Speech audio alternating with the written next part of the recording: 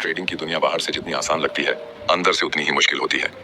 Chart पर चलती लाल हरी candles सिर्फ भावनाओं की नहीं, बल्कि हकीकत की भी परीक्षा लेती है। जब मुनाफा होता है तो आत्मविश्वास आसमान छूता है, लेकिन जैसे ही लगातार नुकसान का सामना होता है, सब कुछ बिखर जाता है। उस समय ऐसा लगता है जैसे मेहनत पर पानी फिर गया हो, जैसे सपने अधूरे रह गए हों। मैंने भी वो दर्द झेला है, जब हर दिन स्क्रीन पर बैठकर उम्मीद की थी कि आज कुछ बदलेगा, पर नतीजा वही नुकसान। धीरे धीरे नींद कम होने लगी, दिमाग सवालों से भर गया और दिल में डर घर कर गया। सबसे मुश्किल घड़ी वो होती है जब आप खुद से ही हार मानने लगते हैं। लेकिन यहीं से असली सफर शुरू होता है, क्योंकि ट्रेडिंग सिर्फ मार्केट को समझने का खेल नहीं है, ये अपने आप को समझने की भी यात्रा है। नुकसान आपको तोड़ते हैं, लेकिन अगर आप सही नजर से देखें तो वही नुकसान आपको फिर से बनाने की ताकत भी रखते हैं।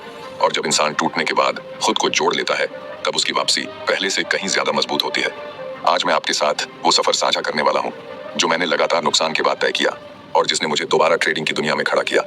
अगर आप भी ऐसे दौर से गुजर रहे हैं तो ये वीडियो आपके लिए है, क्योंकि यहाँ से हम शुरू करते हैं वो रास्ता जो आपको हार से निकालकर नई उम्मीद तक ले जाएगा। जब लगातार नुकसान होते हैं तो सबसे पहले जो चीज हमसे छिनती है वो हमारा आत्मविश्वास होता है। मैं याद करता हूँ, जब मैंने शुरुआती दिनों में लगातार घाटा झेला था, तब ऐसा लगता था कि शायद ये दुनिया मेरे लिए बनी ही नहीं है। हर नया ट्रेड डर के साथ शुरू होता था। मन में हमेशा यही सवाल उठता था कि अगर इस बार भी नुकसान हो गया तो क्या होगा। और यही डर मेरी सबसे बड़ी रुकावट बन गया था। आप भी अगर इस दौर से गुजर रहे हैं तो समझिए कि असली लड़ाई मार्केट से नहीं, बल्कि अपने भीतर से है। जब तक आपके अंदर डर है, जब तक आप नुकसान को अपना दुश्मन मानते हैं, तब तक आगे बढ़ना मुश्किल होगा। मुझे सबसे पहले ये समझना पड़ा कि नुकसान कोई गलती नहीं है, नुकसान ट्रेडिंग का हिस्सा है। जब मैंने इस सच को स्वीकार करना शुरू किया, तब चीजें बदलने लगीं।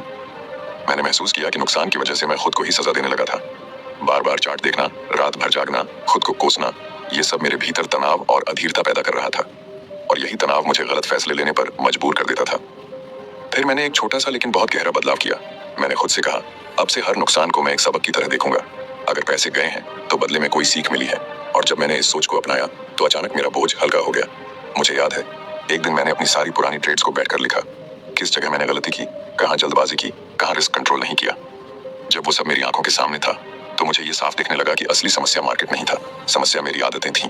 और ये एहसास मेरे लिए टर्निंग पॉइंट बना। उस दिन के बाद मैंने खुद को बदलने का फैसला किया। मैंने छोटी छोटी प्रैक्टिस शुरू की, जैसे पहले से तय करना कि एक ट्रेड में कितना रिस्क लेना है और उस पर कभी समझौता नहीं करना। पहले ये मुश्किल था,